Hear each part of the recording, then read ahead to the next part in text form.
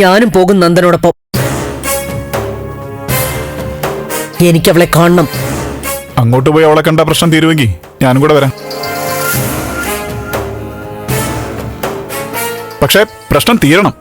ഇത് തീർക്കേണ്ട ആളെ എവിടെയൊക്കെയോ ചുറ്റി നടക്കുമ്പോ ഞാനല്ലേ പോവേണ്ടത്, അല്ലാതെ നിങ്ങളും മക്കളല്ലല്ലോ. മേഡം ഒന്ന് സമാധാനപ്പെട്. ചുമ്മാ കിടന്ന് ഒച്ചപ്പാടുണ്ടാക്കിയിട്ടൊന്നും കാര്യമില്ല നന്ദ. ആളുകളെ കൊണ്ട് ചിരിപ്പിക്കാന്നല്ലാതെ അതിനപ്പുറം വേറെ ഒന്നും നടക്കില്ല. ഞങ്ങൾ പിന്നെ എന്ത് വേണം ഗിരീഷേട്ടാ?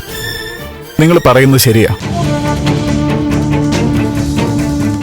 എനിക്ക് നിങ്ങളുടെ വിഷമം അറിയാം. ഇപ്പോ ഞാനും ഈ വീട്ടിലൊരു അംഗമാണല്ലോ. എനിക്കും നല്ല വിഷമമുണ്ട്. എന്നാ നമ്മളുടെയൊക്കെ വിഷമത്തിന് മുകളിൽ ഒന്നുണ്ട്. അത് സിദ്ധാർത്ഥൻ സാറിന്റെ വിശ്വാസ്യതയാ.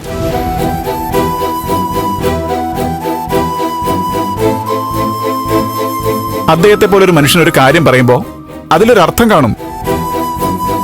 അത് വിശ്വാസത്തിൽ എടുക്കുക എന്നുള്ളതാ ഇപ്പൊ നമ്മൾ ചെയ്യേണ്ടത്. വിശ്വാസത്തിലെടുക്കാം. പറയുന്നത് ഉറപ്പായും വിശ്വാസത്തിലെടുക്കാം.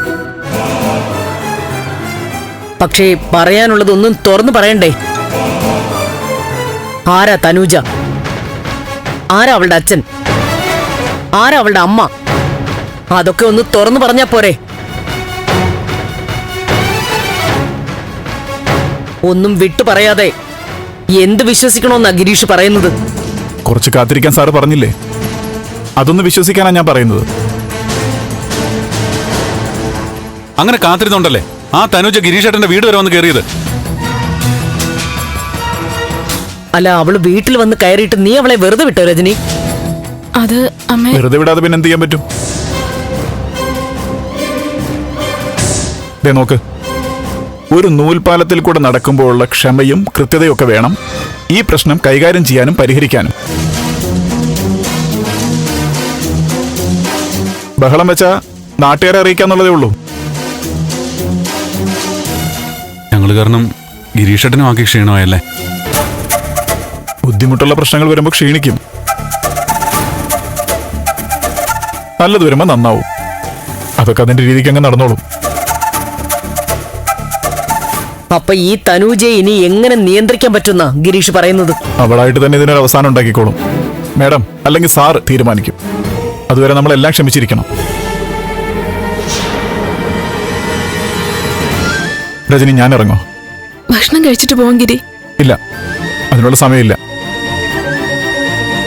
ഗിരീഷ് പരിഭവിച്ചു പോവാണോ? ഇതെന്ത് ചോദ്യമാ മേഡം? ഈ കാര്യത്തിൽ ഞാൻ എന്തിനാ പരിഭവിക്കുന്നത്? അതൊക്കെ അങ്ങ് തീരും.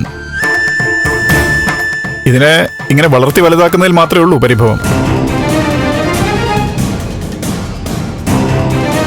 നന്ദ, ഇവരെയൊക്കെ ഒന്ന് പറഞ്ഞ് മനസ്സിലാക്കുക, സമാധാനിപ്പിക്കാൻ നോക്ക്. ഞാൻ ഇറങ്ങുക.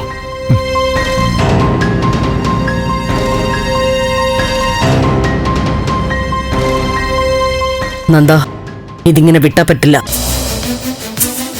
സമാധാനത്തോടെ നമ്മൾ ജീവിക്കാൻ അവള് സമ്മതിക്കില്ല. ഗിരീഷേട്ടൻ പറഞ്ഞ നേരല്ലേ അമ്മേ?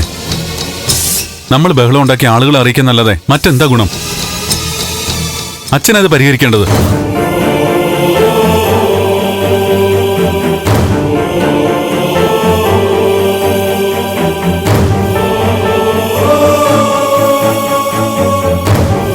ഫ്ലവേഴ്സ് സ്മാർട്ട് ഷോ ശനി ഞായർ ദിവസങ്ങളിൽ രാത്രി 9:30 ഫ്ലവേഴ്സിൽ.